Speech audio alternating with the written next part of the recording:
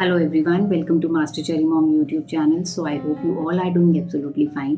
And आज हम जिस बारे में बात करने वाले हैं वो मुझे कमेंट सेक्शन में बहुत बोला जाता है कि मैम हम तो 5 सालों से ट्राई कर रहे हैं, हम काफ़ी 1 साल से कर रहे हैं, 2 सालों से ट्राई कर रहे हैं, लेकिन हमें फिर भी कंसीव नहीं हो पा रहा, हम प्रेग्नेंट नहीं हो पा रहे हैं।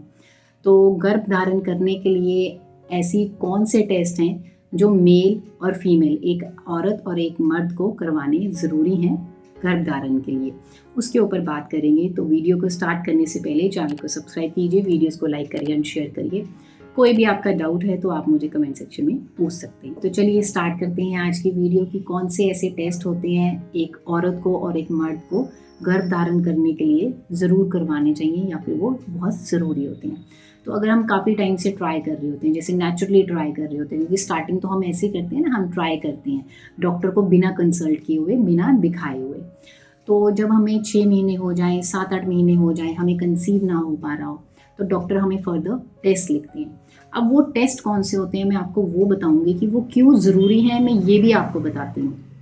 तो सबसे पहले मैं अपना जो पर्सनल एक्सपीरियंस है मैं ये आपको वही शेयर कर रही हूँ जो टेस्ट मेरे हुए, ठीक है, और वो क्यों करवाने हम गए वो भी मैं आपको बताती हूँ। तो देखिए सबसे पहली चीज़ तो ये थी कि जब मुझे कंसीव पहले हुआ, मेरी पहली प्रेगनेंसी थी, तो उस टाइम पे मुझे मिस कैरेज हो गया था। तो उसके बाद हमने ट्राई नहीं किया, हमने गैप दे दिया काफ़ी।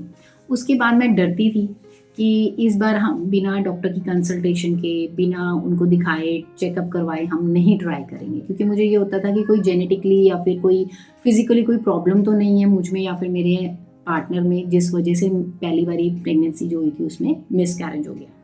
तो उसके बाद जब मैं गई तो डॉक्टर ने मुझे कौन सा टेस्ट लिखा है, एक फीमेल के लिए कौन से टेस्ट ज़रूरी होते हैं वो मैं आपको बताती हूँ।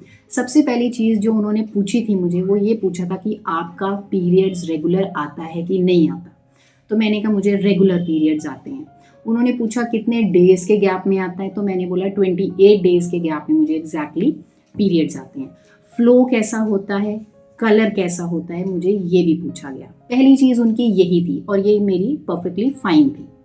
उसके बाद करते हैं बात सेकंड जो उन्होंने टेस्ट लिखा वो लिखा हार्मोन्स का टेस्ट। उसमें आता है थायराइड, LSH, FSH, प्रोलैक्टिन, ये हार्मोन्स होते हैं। इनका उन्होंने मुझे टेस्ट फर्दर प्रिस्क्राइब किया कि ये टेस्ट करवाइए, फिर हम उसके आगे देखते हैं अगर रिपोर्ट्स नॉर्मल आती हैं। तो ये भी रिपोर्ट्स मेरी नॉर्मल आई। उसके बाद आया थर्ड टेस्ट जो उन्होंने किया, वो किया AMH। वो क्या होता है, वो एग की क्वालिटी को देखा जाता है, फर्टिलिटी लेवल को देखा जाता है कि उसका लेवल कितना है, एग्स बन रहे हैं नहीं बन रहे हैं, कोई प्रॉब्लम और तो नहीं आ रही, क्योंकि एज का भी इश्यू होता है, ठीक है। तो ये था थर्ड टेस्ट और ये तीनों चीज़ें मेरी नॉर्मल थी, कोई प्रॉब्लम नहीं आई मेरे टेस्ट में। उसके बाद मेरे डॉक्टर ने फिर स्टार्ट किया फॉलिकल स्टडी, ठीक है, मेरी कोई प्रॉब्लम नहीं आई थी। अब ये 3 टेस्ट तो पहले थे मेन जो मेरे हो चुके और उसके बाद मेरे फॉलिकल स्टडी होनी स्टार्ट हुई। साइड बाय साइड मेरे मेल पार्टनर का भी टेस्ट हुआ, वो हुआ सीमेन एनालिसिस का। उसमें क्या होता है, उसमें स्पर्म्स देखा जाता है कि स्पर्म्स कितने बन रहे हैं, जितने रिक्वायर्ड हैं उतने बन रहे हैं कि नहीं बन रहे हैं, उनका मोटिलिटी रेट कितना है, क्योंकि जो स्पर्म काउंट है वो 15 मिलियन के आसपास होना चाहिए, इतना रिक्वायर्ड होता है। मोटिलिटी रेट उसका अच्छा है कि नहीं है वो देखा जाता है। तो जब मेरे मेल पार्टनर के टेस्ट होने थे तो उन्होंने बोला था कम से कम 3 दिन के लिए आपने रिलेशंस नहीं बनाने। 3 दिन के बाद जब ये गए थे तो इन्होंने अपना स्पर्म दिया और उनका सीमेन का, स्पर्म्स का एनालिसिस हुआ, तो वो भी मेरे मेल पार्टनर की भी वो रिपोर्ट नॉर्मल थी। तो ये जो टेस्ट थे ये कंपल्सरी हैं आपके ट्राई करने से पहले होना, ताकि आपको फर्दर कोई भी प्रॉब्लम फेस ना करनी पड़े। और अगर हम ट्राई कर रहे हैं काफ़ी टाइम से, हमें कंसीव नहीं हो रहा, तो भी ये टेस्ट रिक्वायर्ड होते हैं, मस्ट है, ये चीज़ करवाना चाहिए और बिल्कुल डॉक्टर को कंसल्ट करिए। उसके बाद मैं फिर से अपने पर आती हूँ कि जब रिपोर्ट्स नॉर्मल आ गई मेरी भी, मेरे मेल पार्टनर की भी, तो मेरे डॉक्टर ने फिर फॉलिकल स्टडी स्टार्ट किया, एग्स को, फॉलिकल्स को देखना स्टार्ट किया अल्ट्रासाउंड्स के थ्रू। उन्होंने 3 महीने कंटिन्यूटी ये मेरी फॉलिकल स्टडी की।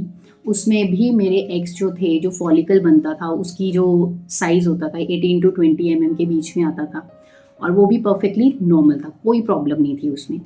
तो फिर वो रप्चर भी हो रहे थे, तो डॉक्टर ने 3 मंथ्स जब ये किया फॉलिकल स्टडी, तो उस टाइम पे भी मुझे कंसीव नहीं हुआ। और जब तब भी कंसीव नहीं हुआ तो मेरे डॉक्टर ने एट द एंड मुझे लास्ट टेस्ट लिखा HSG टेस्ट। वो इसलिए कि अब भी अगर कंसीव नहीं हो पाया फॉलिकल स्टडी के टाइम पे भी, तो उनको ये हुआ कहीं ट्यूब्स में ब्लॉकेज ना हो, क्योंकि मेरा पहले DNCs हो चुकी थी जब मेरा मिसकैरेज हुआ था। तो उसके बाद मेरा HSG टेस्ट हुआ, उसमें ये देखा जाना था कि ट्यूब्स ओपन है कि ब्लॉक तो नहीं है, और यूट्रस की शेप वगैरह ये ठीक है कि नहीं है, तो वो रिपोर्ट भी नॉर्मल आई। तो ये जो चीज़ें मैंने आपको बताई, ये टेस्ट इम्पॉर्टेंट होते हैं, इनसे हमें पता चलता है कि हमें कोई प्रॉब्लम तो नहीं है, फिजिकली कोई मेडिकल इश्यूज़ तो नहीं है, और ये करवाइए सो दैट कि हमें जल्दी से जल्दी प्रेगनेंसी हो सके। सो आई होप इस वीडियो से आपको हेल्प मिली होगी। जाने से पहले चैनल को सब्सक्राइब कीजिए, वीडियोस को लाइक करिए एंड शेयर करिए। कोई भी आपका डाउट है तो आप मुझे कमेंट सेक्शन में पूछ सकते हैं। मिलते हैं नेक्स्ट वीडियो में। Till then take care, thank you and bye bye.